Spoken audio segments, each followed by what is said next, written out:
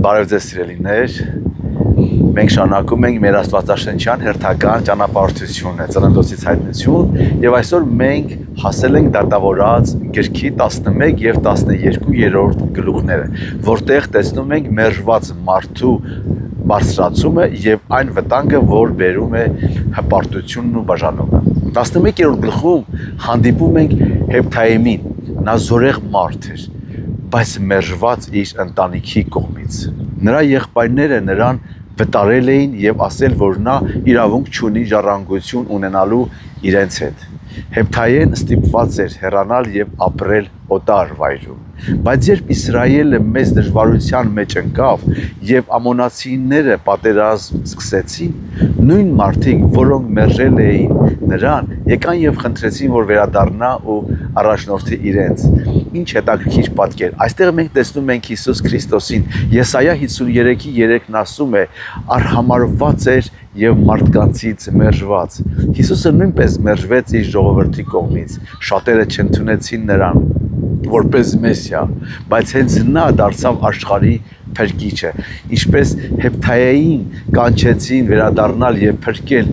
ժողովրդին, այնպես էլ մի օր ամբողջ աշխարհը պիտի ճանաչի, որ Հիսուսն է ճշմարիտ փրկիչը, ինչպես գրված է, ամեն ծուն կծրվի եւ ամեն լեզու կդավանի, որ նա է փրկիչը։ Փառք Տերոջը, որ այդ օրը կգա սիրելիներ։ Հեփթայեն հաղթանակ է տանում թշնամիների վրա, որովհետեւ Աստծո հոգին գալիս է նրա վրա։ Սա մեզ հիշեցնում է, որ իրական հաղթանակը գալիս է Աստծուց, ոչ թե մարդկային ուժերից։ Դատավորաց 12-րդ գլխում տեսնում ենք մի ցավալի պատմություն։ Պատերազմից հետո Եփրեմի մարդիկ վիճում են Հեփթայեի հետ։ Նրանք վիրավորել էին եւ սկսում էին կռվել իրենց իսկ եղբայրների դեմ։ Արդյունքում մեծ արյունահեղություն է լինում։ Այս պատմությունը մեզ հիշեցնում է, որ երբեմն ամենավտանգավոր պատերազմները դրսից չեն գալիս, այլ դրանք գալիս են ներսից։ Հպարտությունը, նախանձը, վիրավորանքը եւ բաժանումը կարող են վնասել Աստծո ժողովրդին ավելի շատ, քան արտաքին թշնամիները։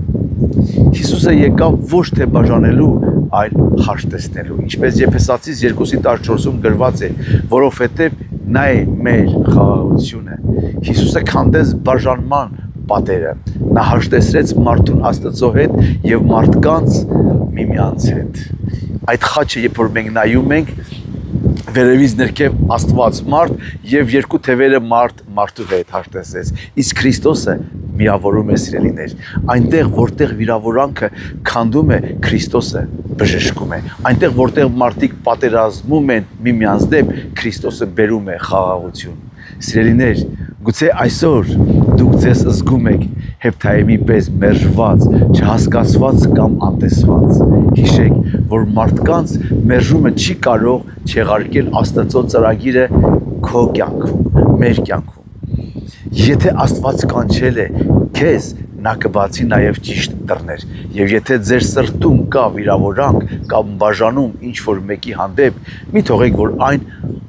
արմատավորվի ձեր սրտի մեջ։ Բերեք այն Տեր Հիսուսի մոտ, ուղղակի ազատ արձակեք թանկագիններ։ Նա է մեր խաղաղությունը, նա է, ով կարող է վերականգնել կոտրված հարաբերությունները եւ բժշկել վիրավորված սրտերը։ Միայն նա սերներ։ Իմ կյանքում էլ են նման մարդիկ եղել, բայց ես շարունակում եմ նրանց սիրել եւ օրհնում եմ Հիսուսի անունով։ Եկեք աղոթենք։ Շնորհակալ ենք Տեր Հիսուս, որ դու մերժվածներիս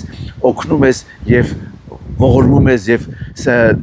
տալիս ես այն ամենը, ինչ որ Տեր ջան համապատասխանում է մեր կյանքում։ Օգնի, որ Տեր ջան մեր սրտերի մեջ, մեր կյանքերի մեջ չլինեն որևէ մեկը, Տեր ջան, որ մենք նրանց հետ պատերազմենք։ Թող մեր պատերազմը լինի Տեր Աստված ջան, մեր եսի դեմ, Տեր Աստված, ոչ թե մեր քույր եղբայրների հետ, այլ թող մեր պատերազմը լինի սատանայի հետ եւ Տեր ջան այն եսի, որը որ փորձում է մեր կյանքերը կործանել եւ հեռացնել քեզնից։ Մենք օրհնում ենք Տեր ջան ամեն քույր եղբոր Հիսուս Քրիստոսի անունով։ Ամեն։ Սիրելիներ, եթե դուք օրհնվեցիք